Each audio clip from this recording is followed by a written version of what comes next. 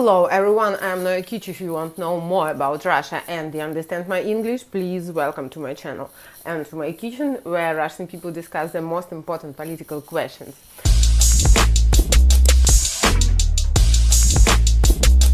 Yeah.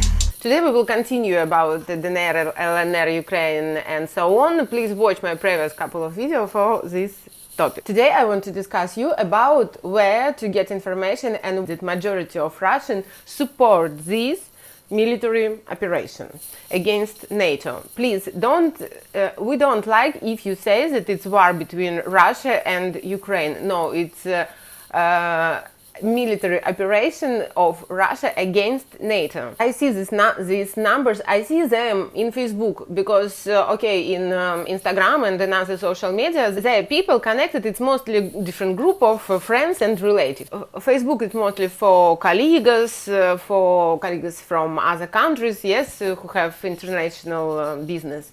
So there are so many different people connected one to another. So on Instagram, yeah, they have more or less similar opinion, but in Facebook, what I see, some of people, that is funny, that a lot of Caucasian people, Dagestan and Chechenian people, they publish different messages like, no, we're against of war, and after that they got comments, and majority of time it's a comments who support military operation. I'm shocked. Yes. After that, people don't shy. They don't shy. They explain to these speakers that it's military operation. After that, these authors of this post, they say, oh, you're not kind, you're disgusting, you are monsters, you want to kill Ukrainian, but it's not true, it's your vision. Maybe I don't look very fresh today because this night I spent in a hospital. And there I met absolutely the same situation. I cried a lot because two doctors say about my leg, you know that now I have broken leg, yes? So two doctors say that I don't need a surgery, and one doctor says that definitely I need a surgery. So I'm confused. I get information from different sources. I have to analyze that. I have to think a lot about these doctors, what is their interests, what they want, how they earn, etc. And additionally, I ask questions to different friends. I sent my radio to thousands of doctors. I got information about my leg. I do the same about the war. How I get information? Because you text me that, no, you're stupid, you watch Russian TV, it's full of propaganda, you're propaganda girl. Guys, it's your propaganda, man, because for me, really, I don't see difference between media. I work it in Western media, I know how it works. You say, if 10 European media publish the same information, it means that it's true. No, it's not that. Because I explain you the system of news all over the world. On example of Russia. In Russia, there are three big news agencies.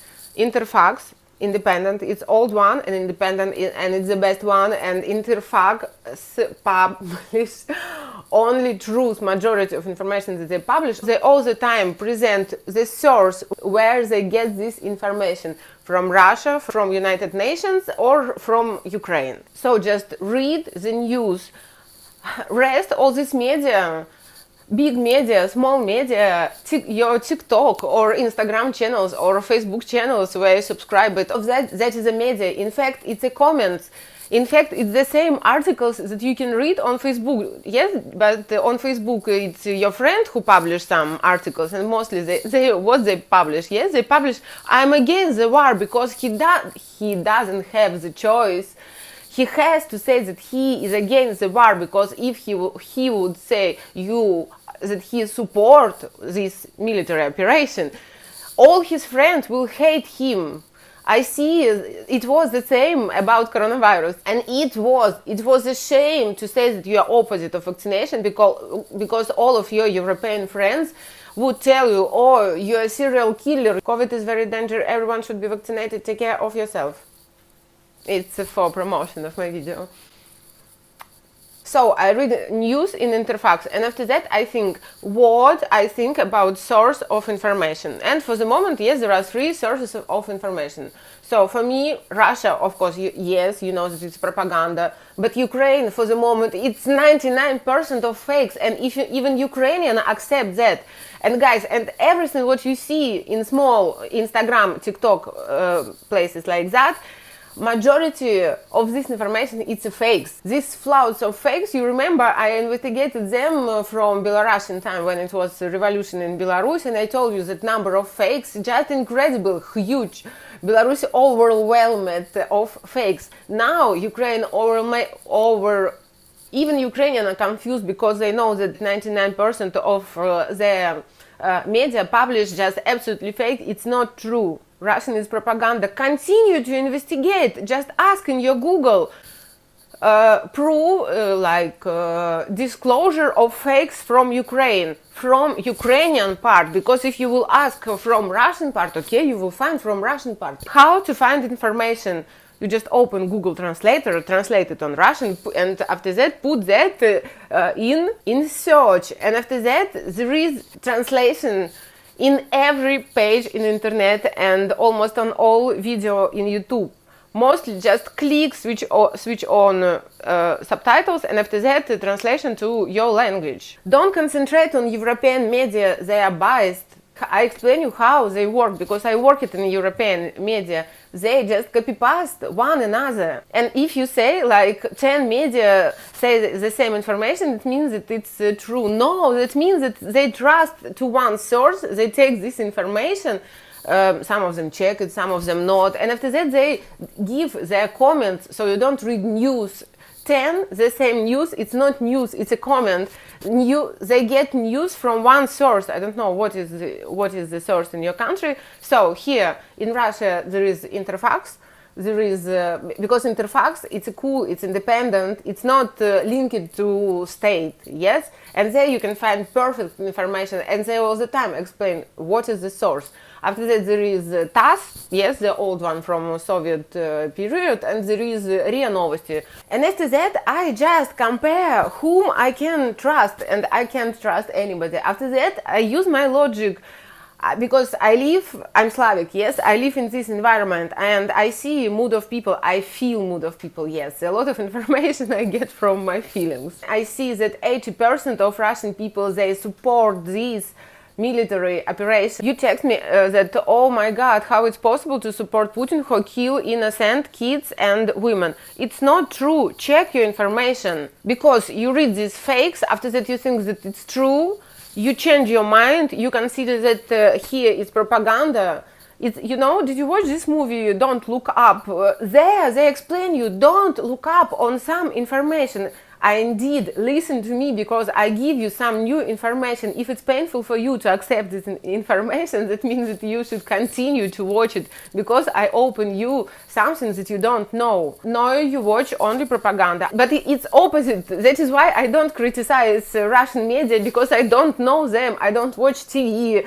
I don't read Russian newspapers, etc., except Interfax. I spend my time in internet. I'm an internet person. I'm not TV person, as you understand. Yes, you see me here.